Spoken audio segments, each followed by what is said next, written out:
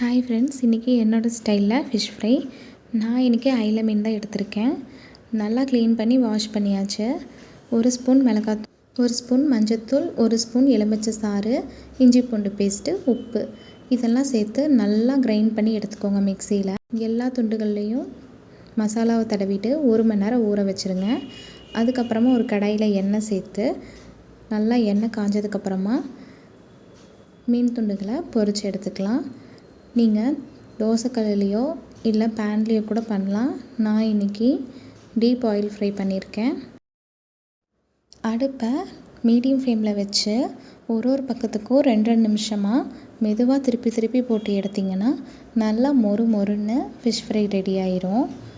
உங்கள் வீட்டில் சமைச்சு பார்த்துட்டு எப்படி வந்துச்சுன்னு கமெண்ட் பண்ணுங்கள், லைக் பண்ணுங்கள், ஷேர் பண்ணுங்கள், மறக்காமல் சப்ஸ்கிரைப் பண்ணுங்கள். நாளைக்கு இன்னொரு வீடியோவோடு வந்து உங்களை பார்க்குறேன். நல்லா சாப்பிடுங்க, நல்லதே சாப்பிடுங்க. பாய்.